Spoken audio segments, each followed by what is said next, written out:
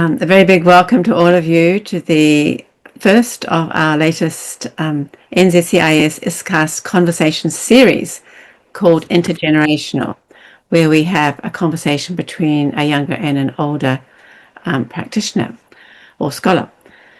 So today we have Professor Gareth Jones and Hannah Acheson. And so what I will do is first of all introduce them and then say a short prayer, and then we will, I'll hand over to them to have their conversation.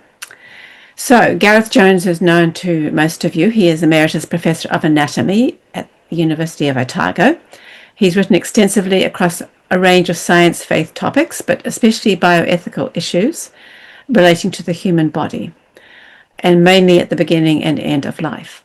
He grew up in Wales, but made his way to the southernmost part of New Zealand, Dunedin and Otago University. His books include Brave New People, Ethical Issues at the Commencement of Life, Manufacturing Humans, The Challenge of New Reproductive Technologies, and The Peril and Promise of Medical Technology. His most recent book is At the Margins, A Life in Biomedical Science, Faith and Ethical Dilemmas. He is currently writing a book for Cambridge scholars publishing on the interface of human anatomy and ethics called Encountering the Dead, Ethical Reflections of a Human Anatomist. And then we have Hannah. Hannah Acheson completed her BSc Honours in Neuroscience from Otago in 2024. Her honours dissertation investigated a novel sheep model of Parkinson's disease, contributing to a program that is developing a new drug delivery system for Parkinson's and other brain conditions. Alongside her love for translational neuroscience, she has a deep curiosity for how the relationship between science and church could grow deeper and more fruitful, which of course is music to our ears. This curiosity brought Hannah to be involved in the 2024 new NZCIS mentoring program, which she recommends. This year, she's having a gap year before resuming her research medical studies next year. So welcome to both of you. And I will just say a short prayer before we begin. This is from the Call to Worship in Tuia, which is a New Zealand site for daily prayer.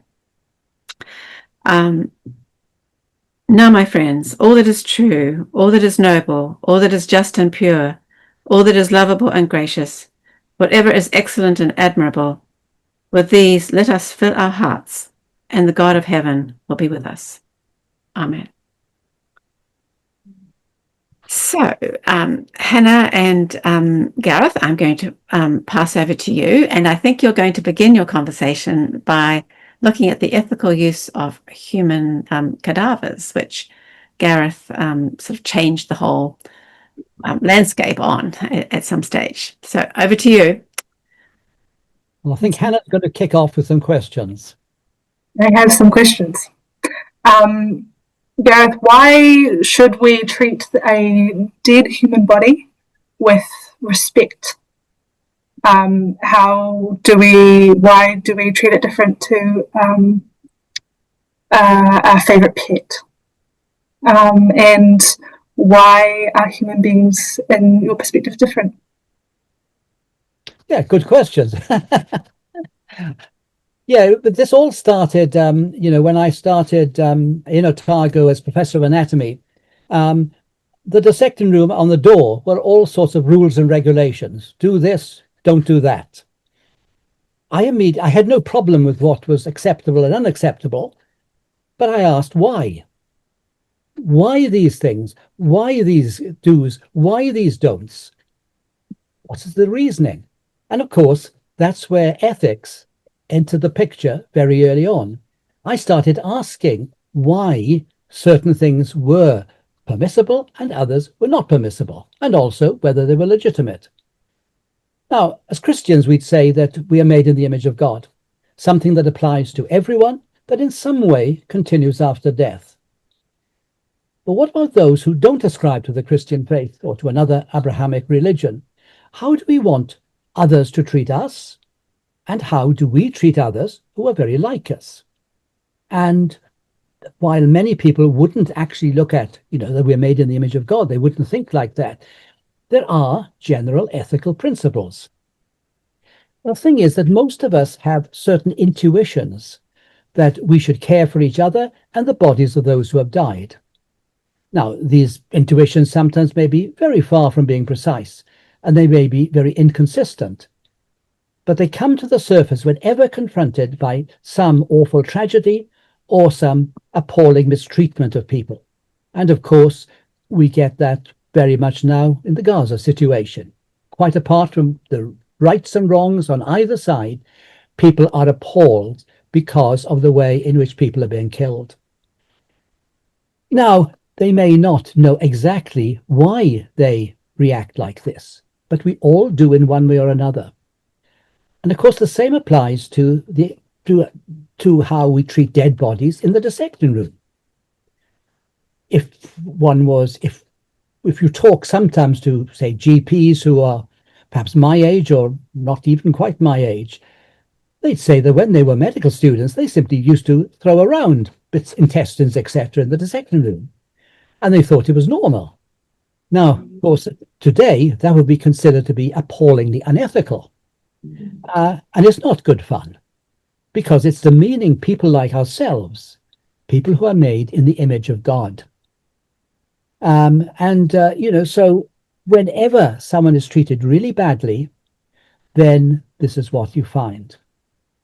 And another way in looking at this, around about the year 2000, there were a couple of quite major inquiries in the UK about the way in which dead, after postmortems,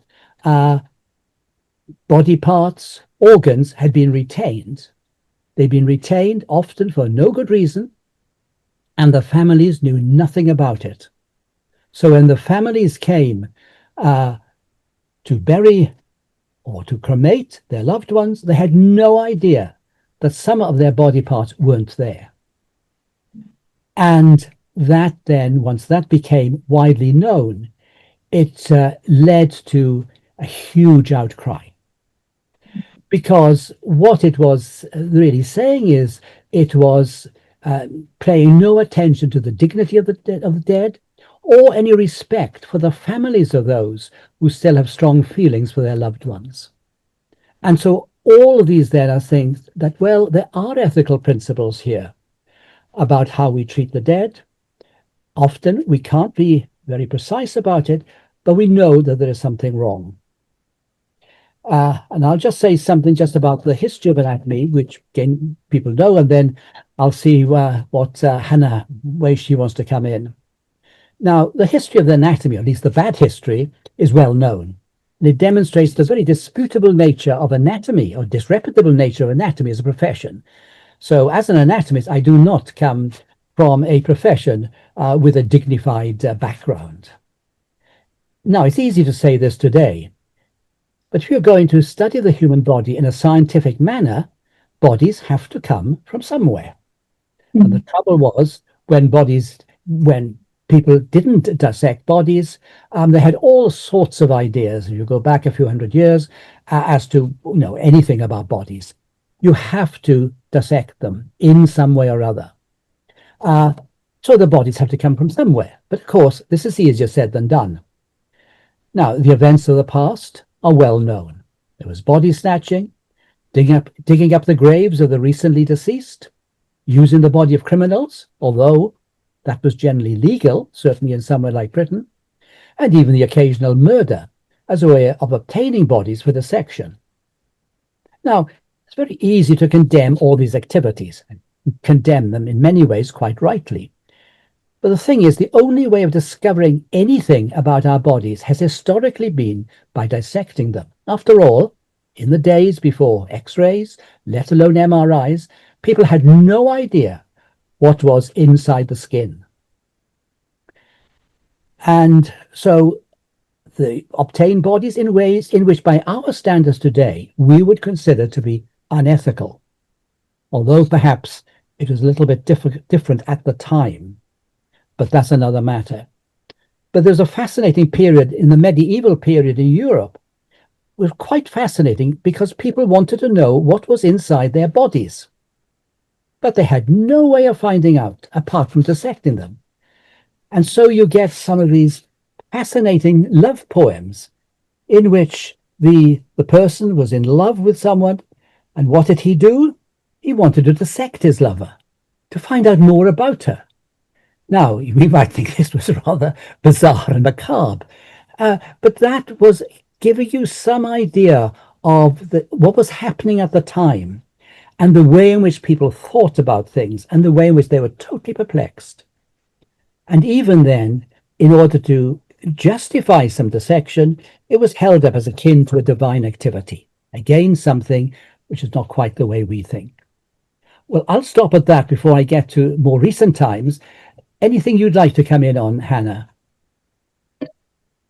It's the history of it is really fascinating to me, because when we first, it was in the NZCIS mentoring program, shout out to that. But when we were talking, I was aghast. I was incredibly surprised that the developments in the last 100 years, the changes in attitudes, the changes in ethics around how we treat dead bodies, because in my training at Otago, whenever we're in the anatomy department, one of my first lectures at university, and like from the get-go, we were learning about the Human Tissues Act of 2008, and that was accessible, and it was taken so incredibly seriously, about the respect that we need to treat these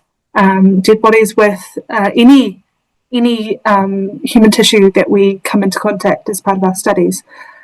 And so to learn about not so recent history, about how we have treated dead bodies in biomedical sciences, in medicine, in anatomy, is really fascinating to me, and makes it so much more interesting and important about the importance that we do place on educating the next generation of scientists and doctors about how we do treat dead bodies, and the ethics behind that, and the importance of those ethics. Yeah. Yeah. Well, you obviously learnt a few things. Yeah. Yeah. I mean, after that awful outlandish beginning, I mean, things were still, I mean, we're looking at the British situation because it's best exemplified there. By the early 19th century, I mean, things were totally out of hand. And so what you got with the first Human Tissue Act was in 1832, which was quite a highly significant one.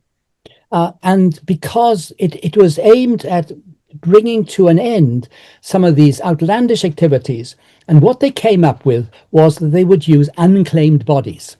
Now, they could have used bequests. That was around at the same time.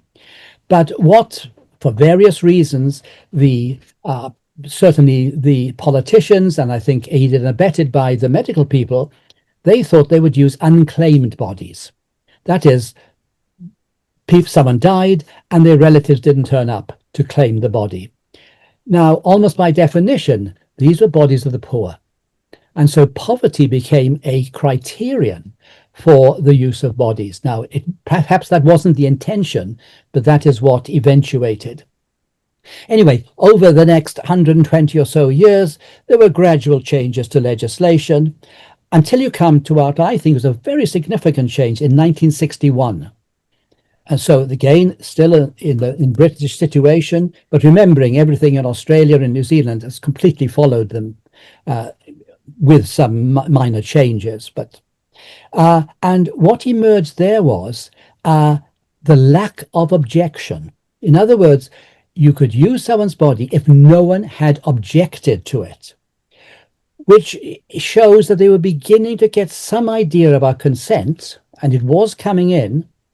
But of course, the trouble was, if a family or the relatives didn't know where the body had gone to, and they couldn't object, or they weren't told, and so, again, it was a rather flawed way of doing things, but it was an advance. But informed consent was coming to the fore.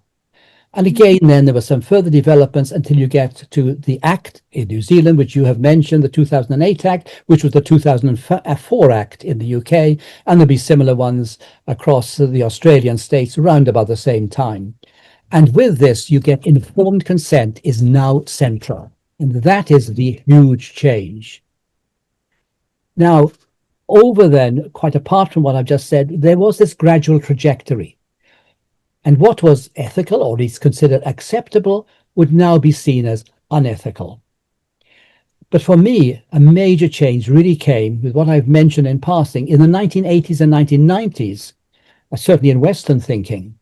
And this was the series of inquiries in Britain as a result of these scandals about retaining organs, retaining body parts, generally by after postmortems, but retaining it for no good reason and without informing the families. And once this came out into the open, there was a massive explosion because the families had been deceived. And they were appalled when informed that organs of their loved ones, which were very often children, had been kept without their knowledge. So they went in good faith, buried the bodies, thinking that the bodies were complete when they weren't. And so that then really led to the 2004 Act in the UK. Now, sure, there are some differences in some cultures, and this is becoming far more evident now. But I think this more perhaps Western way of looking at things has been the bedrock of ethical thinking in much of the world, although quite clearly there are some differences with some cultures in most countries. So anything more on that, Hannah? Well, there's, going off of the very last thing you were talking about, it's fascinating and good and just and right that tikanga and mātauranga Māori is coming. I wouldn't dare say that it's perfect, but the involvement of tikanga for people who do whakapapa Māori, who do decide to bequeath their bodies, is becoming integrated into our ethical frameworks for how we handle bequests and how we then treat any bequested bodies, which is fantastic. And it's really interesting how that comes to the fore as New Zealand continues to progress in treaty partnership and how that evolves. Yes, and you get this in a whole lot of societies where there are indigenous populations who, for various reasons, won't donate their bodies or don't want to, and again, that has to be respected. But you particularly find in some, let's say if you take South Africa as an example, where you've got a lot of the Zulus, etc., and other populations who will not donate their bodies, often because of ancestor worship. But what you find then in medical schools, that nearly all the bodies are white bodies. And again, the people in these countries are very concerned about this, and they are now beginning to work seriously at ways of addressing these issues and being far more open to different concepts by different groups. But again, I think that is is a work in progress. Yeah. And it's definitely where informed consent becomes a real important thing, as well as ensuring that we have those conversations. Very much so. Yeah. We should go on to our second section. Bit different. Yeah. End of life. Live to the start of life. Well, so we're looking at IVF and relationship to abortion. The first paper I had published on IVF was in 1974. Now, I don't generally say I'm proud about anything, but I am proud about that because it was 4 years before the birth of the first IVF child, who of course was Louise Brown in the UK in 1978. And I was writing from a Christian perspective, and it was in a Christian journal. Now, the pioneer of IVF was Robert Edwards. He published papers on his experimental IVF work throughout the late 60s and the whole of the 70s, certainly up until 78. Now, these, of course, were mainly on the science of the work, but he repeatedly asked for ethical help because numerous people, all sorts of people, were opposed to what he was doing. And these are people not just because of any religious perspectives, but a lot of the scientists were as well. And so he sought help and he sought church voices, but none came. The lack of Christian input was probably because the science was beyond most of their spokespeople, but also because the work was seen as irrelevant and inconsequential. And I think it's very hard for us to realize now the main ethical issue at the time was overpopulation.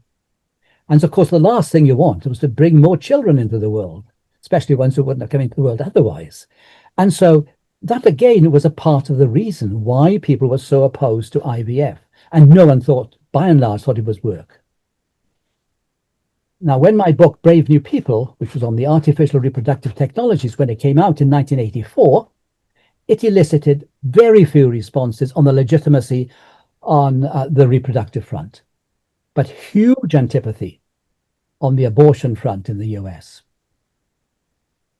But all this changed in the UK later in 1984, when the official government committee, the Warner Committee, it reported on IVF.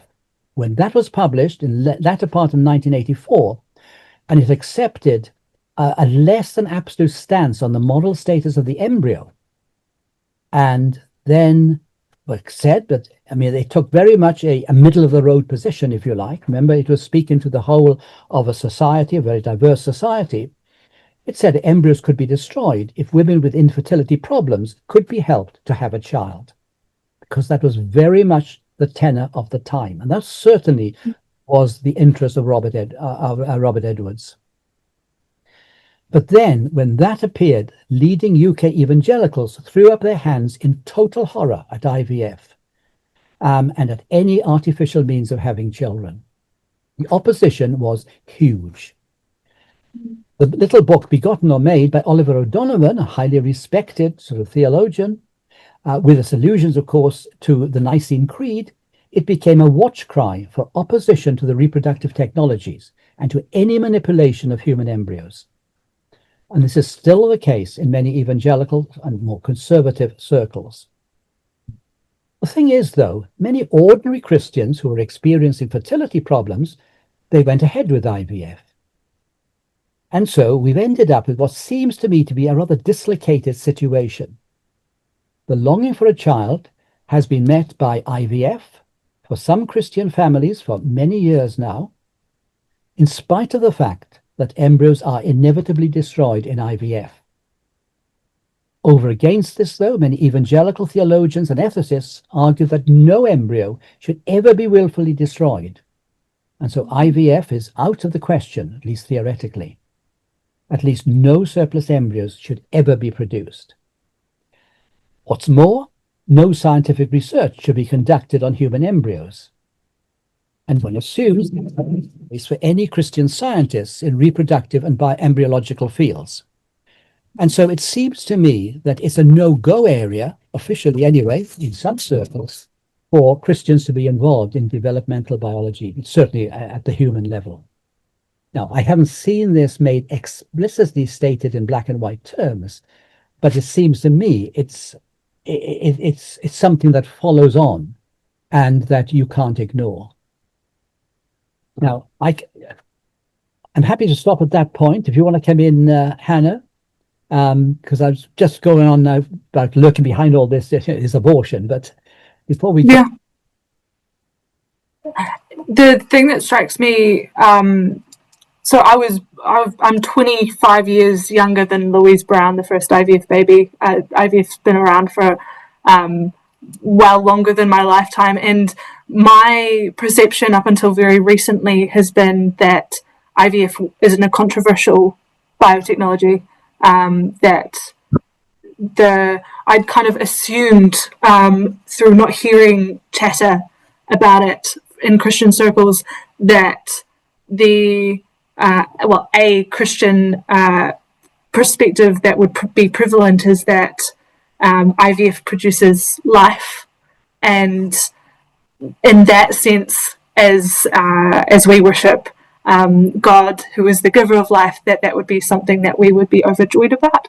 And it's been this year, in kind of over recent years, that I've kind of heard especially in America, those far-right conversations coming out from a Christian perspective against IVF, and that's surprised me. And as we'll go on to talk about abortion, I struggle to see the ethical consistency between a position that holds with abortion and IVF.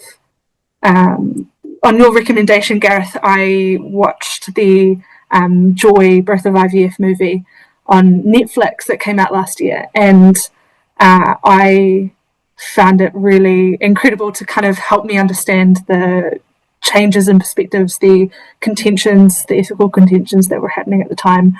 And I think it really humanized the issue as well, both on the end of Steptoe and Edwards and Peril, who were the scientists trying to develop it, but also the women, and also giving light to what the temperature in the church at the time in Britain. And I found it really fascinating. And a connection for me as well, though, is that my parents, in wanting to name me with biblical names, called me Hannah Elizabeth.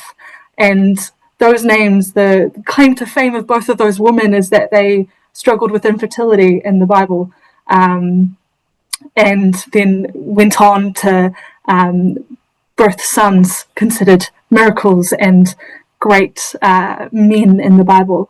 And so the struggle of infertility is not lost scripturally, which again makes me struggle with the ethical contentions and the vitriol that can come out of IVF against IVF. Yeah, I think this leads to quite a lot of the issues as to how black and white you can be in some of these ethical issues. I think we often look very firm one way or another on things, and I think we should be firm on some things.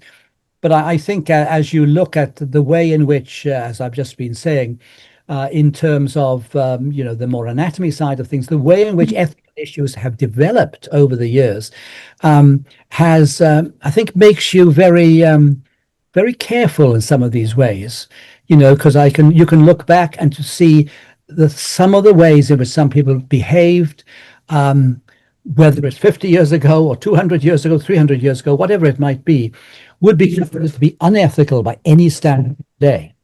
And yet they weren't setting out to be in any way outlandish. They were wanted to do a certain thing, and which they then achieved. So I think one's got to be very careful here. Yes, and I think, well, the ISCAST people will know that, or some of them will know that I reviewed that film of Joy, and to me it was very much on the wall. And sure, Edwards wasn't a sentence. There's no progress. To the way in which the women were treated would not be ways that I would approve of. Also, the way in which he plowed forward would not be acceptable by the highest ethical standards. But again, we've somehow got to come to live with these often quite grey areas and less than ideal situations. Okay, let's back there. Okay, abortion. Not going to say much about abortion, but as I think looking behind all these issues with IVF is, of course, the question of abortion, which so many more conservative Christians find completely unacceptable under every conceivable circumstance. Now, whether or not it is quite as easy to live by that standard in the real world is another matter. And in the old days, of course, concerns with abortion centered on destroying a fetus, whether the fetus was 2, 3, 4 months of age or whatever. But this, of course, has been extended to destroying an embryo under the banner that all life is sacred from conception. Now, the grounding for this is allegedly found in Scripture. Psalm 139 is the one that comes up repeatedly. Even, of course, the biblical writers do nothing about embryos in modern scientific terms. And unfortunately, it seems to me, pro-life has become a test of faithfulness in some Christian circles. That is, you're anti-abortion and pro-embryo. Now, I would much prefer to stress that the biblical evidence is that all human life from the earliest stages during prenatal development to the later stages in adult life is to be treated with enormous concern and protected as far as feasible. The onus is always to be on protecting human life, acknowledging that this will never be absolute and never completely achievable. But that, of course, is where I would disagree and others would disagree with me on that last statement. I don't think it is completely achievable. We live in a fallen world, and every one of us is very imperfect. Additionally, we are all fallible. If you like, we live in the not yet, as we await the coming of the kingdom. And so much in these sorts of ethical areas tends to be fairly murky. And of course, many people, including many Christians, don't like that sort of statement because it sounds rather wishy-washy. I don't think it is, but I think you have to be very careful as to how you judge all of these different instances. Hannah, anything you'd like to come in on? As you were speaking just then, it reminded me of a part of a movie that I watched a long time ago that I've been thinking a lot about recently.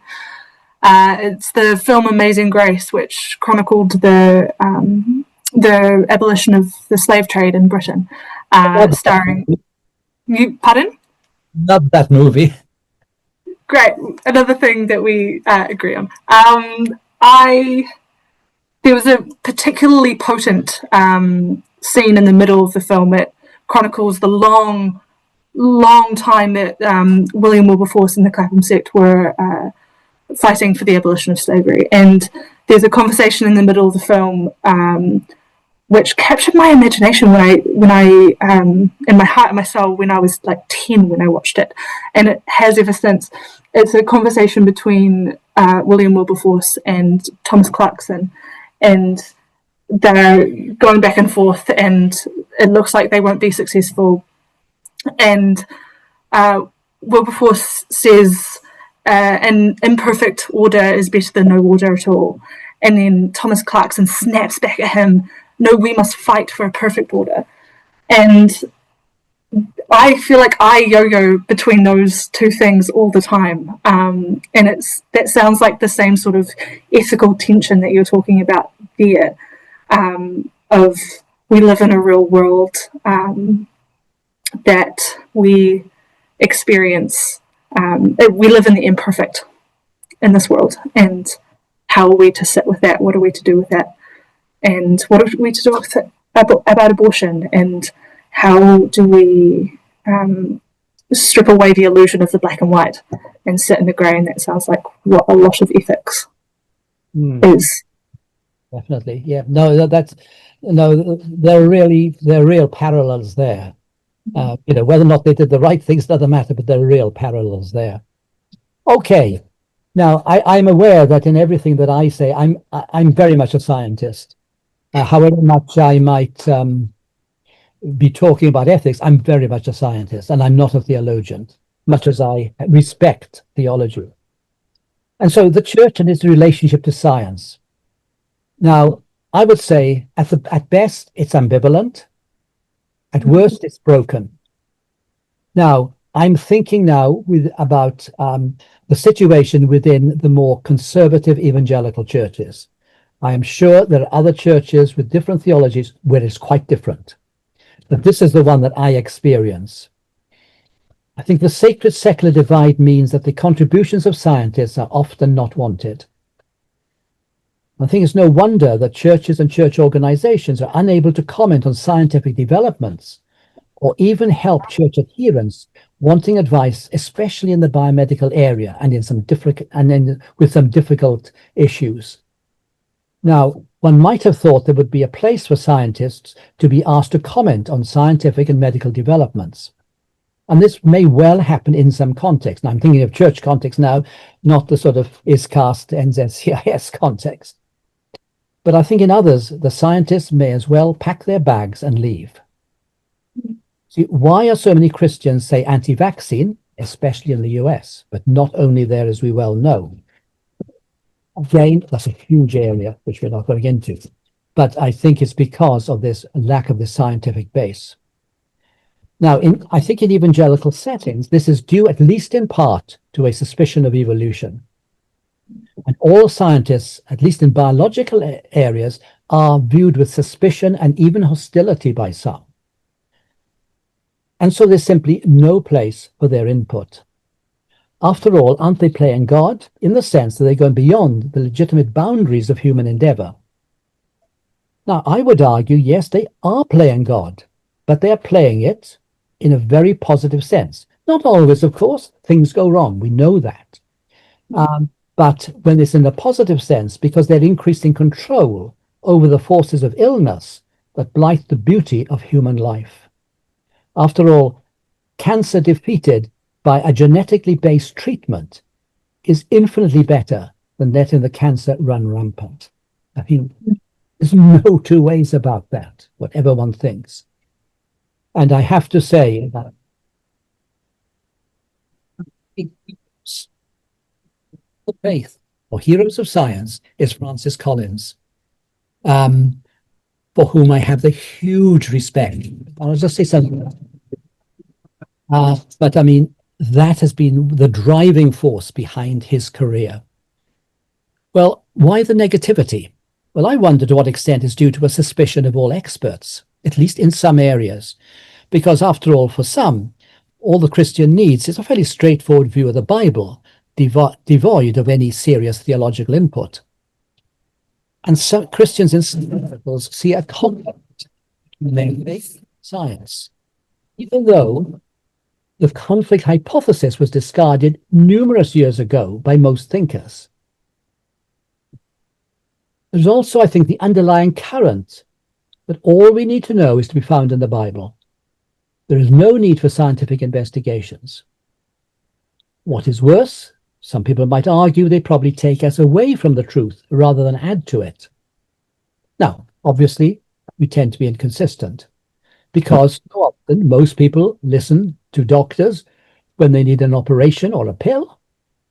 But even here, some of the more extreme responses are to question any form of mainstream medical advice. But let's just not go down that extreme. Even for those who are very suspicious of many scientists, they will listen to their doctor and will listen for good reason. But again, that is based upon science. So I think our relationship with science in some Christian circles, the more conservative ones, is very fraught. And that's why Francis Collins and others in Biologos in the US, they are now strongly arguing that in the name of one of their the things they put out, science is good. This, in my view, is a deeply Christian stance. Now, you might say that all science isn't good. Some science has been badly misused. Of course it has. And some scientists are rogues, like everyone else are rogues, sometimes. But I think with someone like Francis Collins, who, of course, has been so appallingly affected by what's happening in the States now and what's happening to health in the States, that the whole thing has been something which is it's almost destroyed him. Thankfully, it hasn't, because of his very strong faith. But just about everything he stood for in all the work that he did, that is now being thrown on his head by what some of us would think is extremely ignorant positioning. So I come back to my saint, Francis Collins, who I'm sure is not perfect, but I think he has a huge amount to teach us about how the best in science, certainly in biomedical science, which is his area, how it contributes to the Christian life and to the betterment of life in general. Okay, Hannah, I've stopped. Finished. Over to you. I appreciate a lot of what you've said because we share a lot of experience and perception in that area. I grew up in a church environment that was very hostile towards science. And I remember in year 9 having a conversation with my peers who were fretting. They were several years older than me, but they were learning about human evolution in biology. And they were having conversations with women older than us, seeking their counsel on what are we to do with this? How are we to learn this stuff? How are we to regurgitate it in an exam? Because it so clearly conflicts with Christian faith. And I was sitting there in that conversation and I was like, evolution must be so much more complicated than and so much more terrible than I think it is, because right now I'm just sitting thinking evolution, this is beautiful. It's beautiful that God made creatures that can adapt to the situations in front of us, and how awful that would be if they couldn't. And so it is fascinating, the very strong sacred secular divide that we do see in some expressions of Christian faith in the 21st century and going forward. And I think when we talk about a sacred secular divide, science is considered still inherently secular, which I think is something that is worth changing. And that is kind of the very pinnacle of secularism is the scientific method, which is a fascinating perception. And I want to be having more conversations about why that is and where that's come from, and especially in neuroscience and the history of where neuroscience has been in the last 500 years.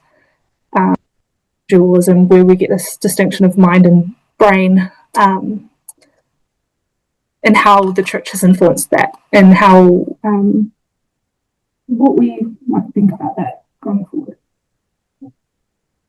I think that's all I have to say there. Yeah, I think it's very interesting when you look again, coming back to Francis Collins. I mean, he was brought up as an atheist in an atheistic home, and he didn't become a Christian until he was 27. And that was when he was already had a PhD.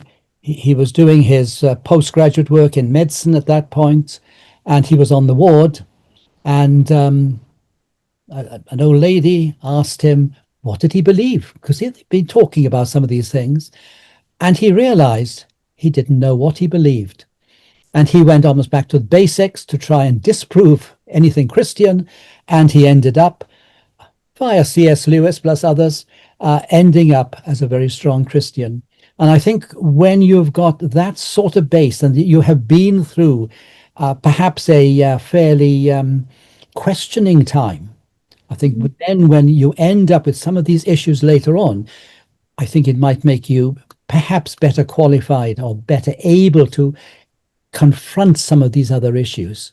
But again, I might be biased because I wasn't brought up in a strong evangelical home at all, although it was very remotely, vaguely sort of Christian home.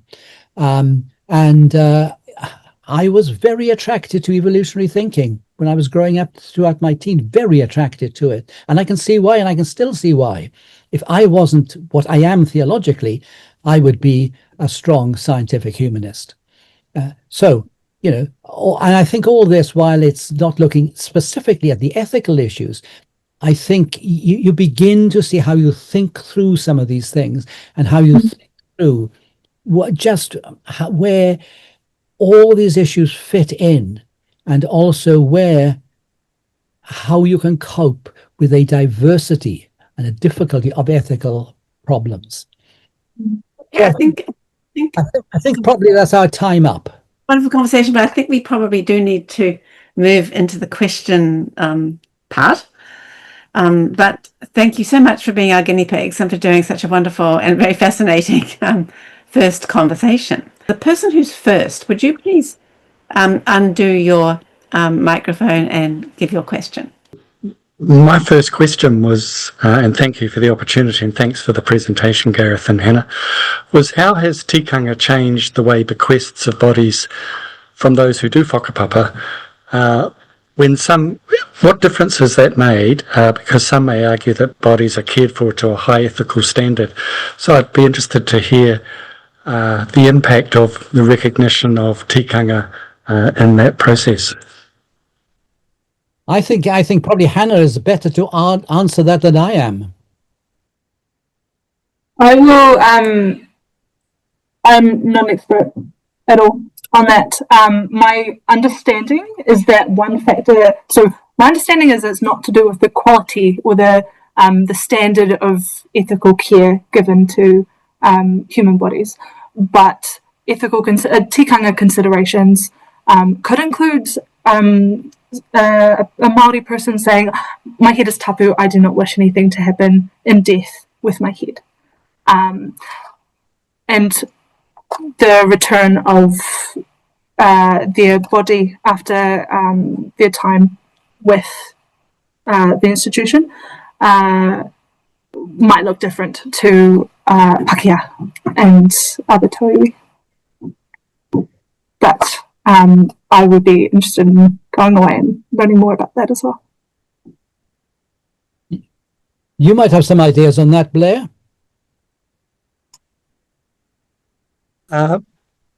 Probably not.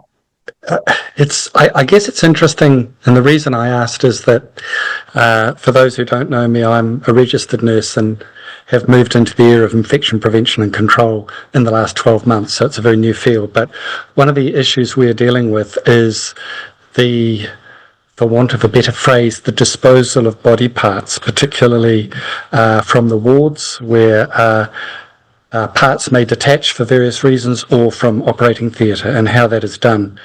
And processes that previously have been clinically acceptable, which are certainly not acceptable from if one's considering tikanga, or as you've already mentioned, other cultures as well. So I was just interested to hear about it in terms of bodies that have been bequested. But I'm aware others have questions, so thank you. Thank you, Blair. Dora, you have a question. Thank you. Hey, thank you, Nicola, and thank you, Gareth and Hannah. Yeah, well, I have to begin by saying I'm not against vaccines research and stuff like that, so because my question could be taken that way. So it comes from a genuine interest in what today is called science-engaged theology. And I don't know if I should read the question if it's not visible for everyone. But in summary, the idea is that we might have certain assumptions, not only in religion or theology, assumptions that are of scientific nature, but there can be also something similar happening in the scientific endeavor. And inbuilt in the very scientific inquiry could be a kind of mentality that is opposed to, let's say, established views of what is sacred and doing so in the name of the profane. But just briefly to read it, so can we speak of a certain anthropology, let's call it secular, from antiquity to modernity, as favoring the development of anatomy and medical science?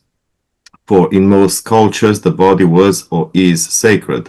And so can this development be ascribed to profane trends in certain societies as opposed to sacred or religious ones, by which the development of anatomy and related appears to denote the conflict narrative, or at least indifference towards religious values? If so, what would this mean for our thinking about faith and science? So it's a genuine interest in bringing the first part of the discussion towards the area of faith and science. And once again, thank you, very enlightening discussion. Do you want to take this one, Gareth?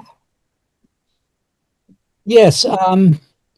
I mean, as one looks historically, quite clearly, the body as sacred concept was very much present, of course, and so taken to its extreme, that would mean that there would be no intrusion into the dead body or manipulation of any description, and so, in a way, you said that we had to move away from that, in the sense that if you wanted to find out anything about how the body works, what the body is like, then you have to do things to the body. Now, that doesn't justify it, of course not, but I think it shows up very clearly that probably there has to be something of a secular approach, however you define secular, in order to see the body as something which can be investigated. Now, I would say that doesn't mean that you can do anything you like to the body or to anyone's body, not at all.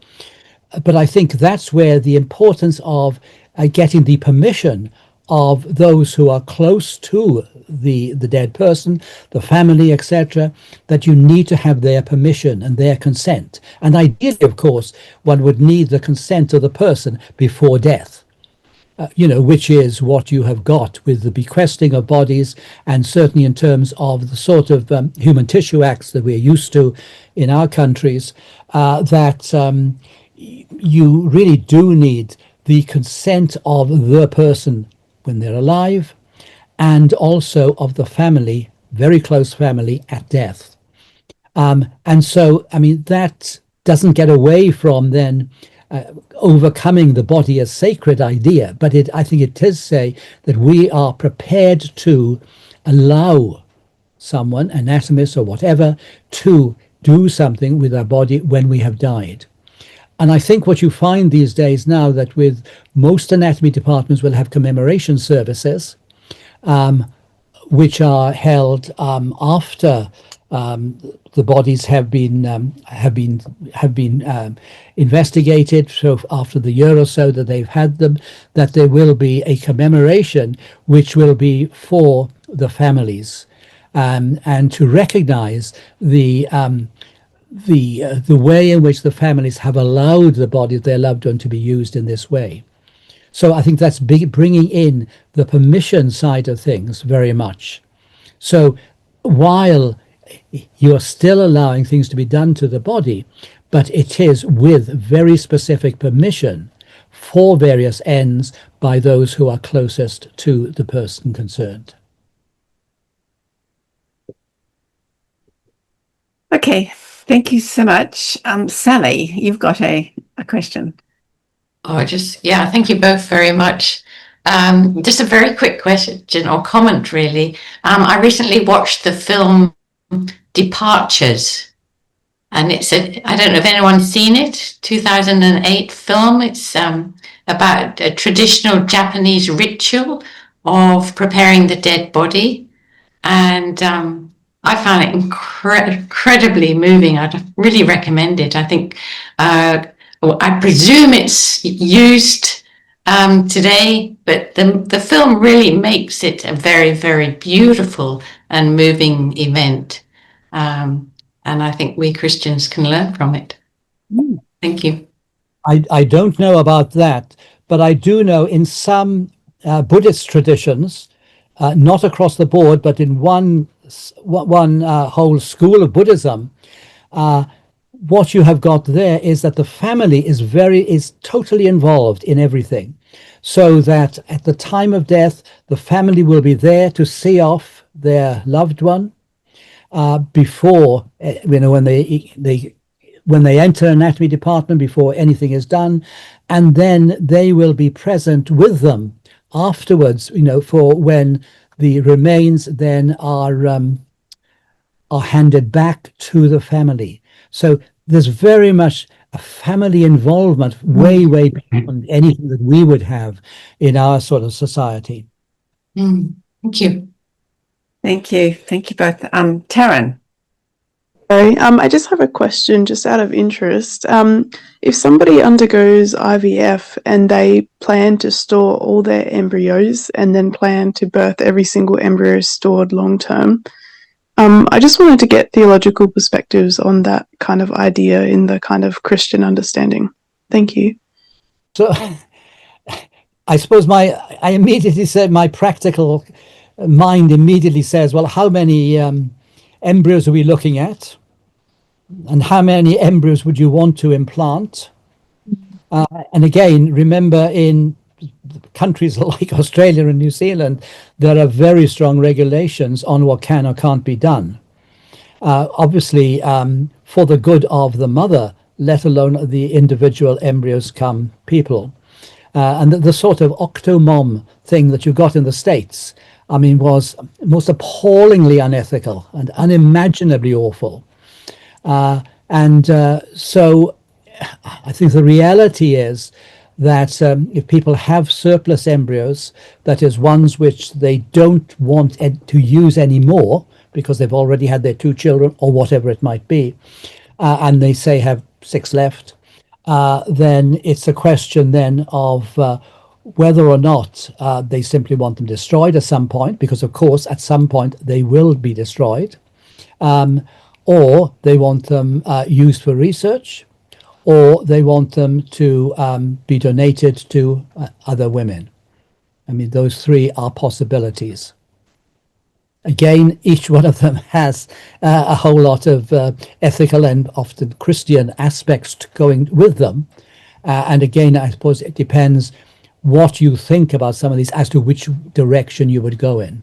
But I think it's quite clear that quite a lot of people who have quite a lot of surplus, or at least embryos left over, they actually do want research carried out on them, if that is possible. Of course, once you're in New Zealand, that's not possible. It is in Australia. Thank you. Thank you. Hannah, maybe you might be the last question.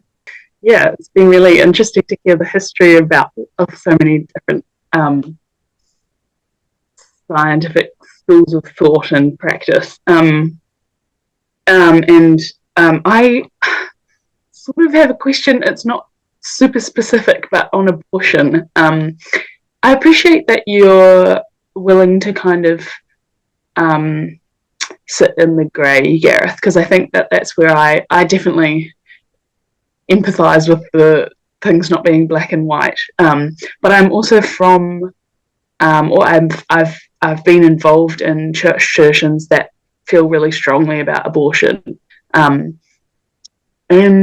yeah, I think I was just wanting to probe your thoughts a little more. Like, one of the arguments that I've heard recently, pro-life arguments, is around like consistency. Like, if because of what we do know about human development in the womb now, I guess the appropriateness of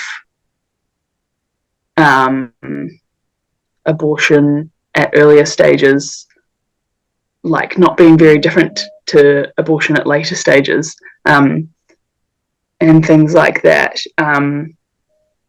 So I just wanted to hear, like, yeah, I think,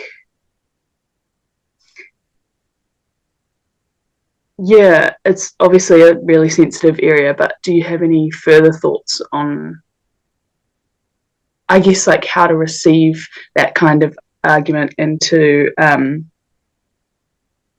yeah, because a lot of the time people who are not pro-life are pro-choice, and so they'll focus on the woman and like what's the dynamic there as well, in terms of what the Bible does tell us, as you said, about the overall value of human life. Yeah. Well, I could answer that in 2 minutes times 100 times. First of all, I don't like the terms pro-life and pro-choice, because again, they are black and white. And I find that I will not call myself pro-choice, because I'm not, but I'm not pro-life either in that absolute sense. But when it comes to it, I am almost anti-abortion. I mean, in terms of abortion, do I like abortion? The answer emphatically is no. And so I would say I'm almost anti-abortion. I'm almost pro-life if you use that term. But you see, by exactly the same way, I would say I am almost a conscientious objector, but I'm not quite. I do see some cases where, yes, you do have to take up arms, but I see very little. And so in a way, I see that these two are fairly much parallel. I am almost an extreme in different areas, but I'm not quite, because I can see that there are that there are situations where you would have to carry out an abortion if you are looking after the welfare of the mother. Now, sure, that's not the usual situation of saying, oh, yes, well, the mother's going to die next week sort of thing. But, I mean, there are situations where there's no doubt that there are certainly some cancers, etc., hormone-dependent cancers and that sort of thing, which will kill the woman if she continues with an abortion, with a pregnancy. And I would say in that case, if she wanted one, and all the medical evidence was in favor of saving her life, I would go in terms of the abortion. But I mean, this is not usual. And this is an extreme case. And in the same way, there are some congenital abnormalities which are so terrible that I can't see the point of allowing them to go on, knowing that they will die probably later in pregnancy and certainly at birth. Again, there are not many of those situations, but there are some. And so it's in those terms that I will say I cannot say never an abortion under any circumstance whatsoever. But I am almost anti-abortion, as I am almost, as I say, a conscientious objector, almost. But I can see that there are situations where you may have to go in each of these directions. So, but when it comes to the abortion, I mean, and the point that you have raised about points in development, then if there is an abortion or if there is destruction of an embryo, I would much prefer to see it at 3 or 4 or 5 days of development rather than in 4 or 5 months. I can see a huge difference between the two. And I'm sure I'm a biologist, and I can see I cannot get away from the biological differences here. So I don't think it is simply a theological difference. I think there are real differences. And so, but as I've said, I would like to see human life protected as much as possible from the earliest stages. But if something has to be done, I prefer it to be done early. Thank you. Hannah, do you want any last words? Hannah A? Yes. Hi, Hannah. The consistency bit is really interesting. Something that Gareth and I have talked about previously is how the pro-life perspective can also be held alongside the perspective, especially in the States, which is increasingly becoming a very interesting ethical place to look at. That a pro-life position can be held very commonly alongside a pro-gun position, and alongside a position that doesn't think that universal healthcare is something that we should value, or a position that mental health resources shouldn't be funneled there. So the thing that I find very interesting about the pro-life position is it's very fixated on the first 40 weeks of life. If we were to talk about all of life, from conception through to the grave, that becomes a very interesting and very nuanced and important to hold consistency spectrum to look at. So I agree with you that the consistency part is really important, and that life doesn't end at 40 weeks. And that's where my perspective goes when we talk about consistency with pro-life. Yeah. And thank you, Hannah J, too, for your interesting question. It was a really good place to end. So I think we need to finish for this night. Thank you again so much, Gareth and Hannah. That was a fascinating conversation. And it's amazing how much you actually agree with each other, which is also interesting. Hi, everybody. Good night. We'll see you next week.